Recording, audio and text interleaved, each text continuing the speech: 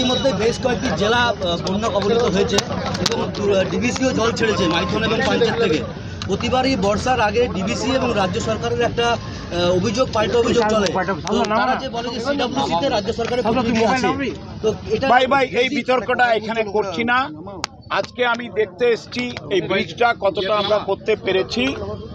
1 মে আমরা এটা শুরু করেছিলাম, 15 জুন শেষ করেছি। মাঝখানে 6 দিন বৃষ্টির জন্য একটু কষ্ট হয়েছে আমাদের কাজে। আরও টুকটাক কাজ বাকি আছে, সেগুলো হয়ে যাবে। হায়দ্রাবাদ থেকে রাবার সিল আসছে, ওগুলো করে দেবো, কংক্রিটের জায়গাগুলো। আর আমরা 1.5 মাস জলটা আটকে রেখেছিলাম দুর্গাপুর ব্যারেজে।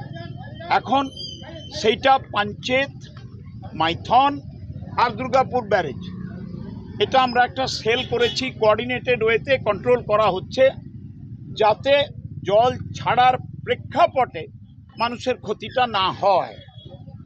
ইতিমধ্যে উপরি বৃষ্টির জলে প্রচণ্ড বৃষ্টি হয়েছে, প্রচণ্ড। বাঁকুড়া, পুরুলিয়া, পশ্চিম মেদিনীপুর, ঝাড়গ্রাম এবং ঝাড়খণ্ড, ওই ক্যাচমেন্ট এরিয়ার সব জল নামছে। তেনুঘাট নিয়ে আমাদের বক্তব্য মুখ্যমন্ত্রী মমতা বন্দ্যোপাধ্যায় বারবার বলেছেন, আমার দপ্তর বলেছে, আমি বলেছি, we are trying hour level best যাতে তেনুঘাটকে কন্ট্রোলড ওয়েতে অপারেট করা যায়।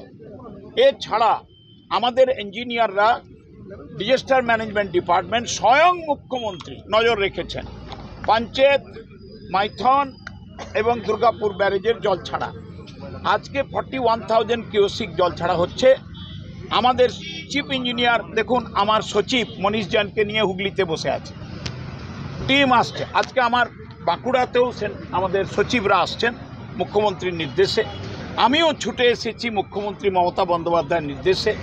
আপনাদের সঙ্গে কথা বলার পর সাহেবদের সঙ্গে আমি আমার ভিউজ এক্সচেঞ্জ করেছি। DM Bankura, SP Bankura, DM আমার পশ্চিম বর্ধমান, আমার সব ইঞ্জিনিয়াররা, এমপি অরূপ চক্রবর্তী, এমএলএ অলোক মুখার্জি, জেলা পরিষদের মেম্বাররা, এভরিওয়ান ইজ প্রেজেন্ট অ্যান্ড আপনাদের কোঅপারেশন। আমি খুব কৃতজ্ঞ। আজকে আমাদের সংবাদ মাধ্যম এই বিষয়ে আমাদের খুব পাশে দাঁড়িয়ে সাহায্য করছেন। I am really grateful to you. আপনাদেরও অনুরোধ করি, যখনই কোনো খবরাখবর পাবেন আমাদের সংশ্লিষ্ট ইঞ্জিনিয়ারদের জানিয়ে দেবেন, আমাকেও ফোন করতে পারেন। রাস্তার ব্যাপারে আমরা এগুলো দেখছি, একটু বৃষ্টির ঝোঁকটা কমে গেলে রাস্তাটাও টেক আপ করবো আমরা। পিডব্লিউডির সঙ্গে আমরা টেক আপ করে ওই যে সাইডের যে রাস্তাটা প্রবলেম আছে, গতরত্ব হয়ে গেছে, সেটা দেখা হবে। আমি ডিএম সাহেবদের কাছে অনুরোধ করেছি, এসপি সাহেবদের কাছে, এরা যদি সাহায্য না করত, এই স্টিপুলেটেড পিরিয়ডের মধ্যে উইদিন 15 জুন আমরা কাজ কমপ্লিট করতে পারতাম না। সবই মুখ্যমন্ত্রী উপর থেকে দেখছেন। আমরা একটা অর্কেস্ট্রেটেড ওয়েতে, কোঅর্ডিনেটেড ওয়েতে, প্রশাসন, সেচ দপ্তর, পুলিশ প্রশাসন, সেচ দপ্তর, জনপ্রতিনিধি, সেচ দপ্তর, আমাদের ইঞ্জিনিয়াররা এবং সর্বোপরি মুখ্যমন্ত্রীর শুভেচ্ছা, আমরা এতটা অবধি করেছি। আপনাদেরও শুভেচ্ছা চাই। আমরা নজর রাখছি, প্রতিদিন 24 ঘন্টা সব কন্ট্রোল রুম খোলা হয়ে গেছে।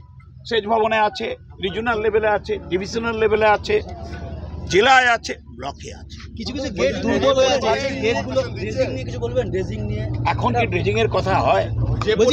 আমরা একটা বড় সমস্যা তো আমি কেন্দ্রীয়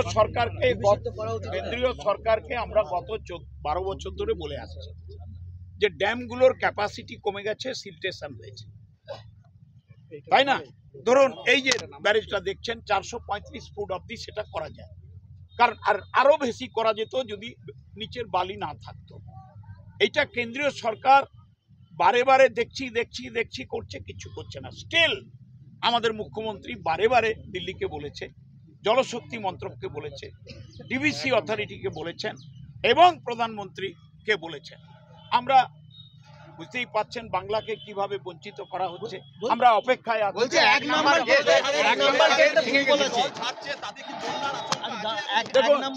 দেখুন একটা কথা বলি, আমরা কোনো মতেই চাই না কোনো লোক বন্যার কবলে পড়ুক।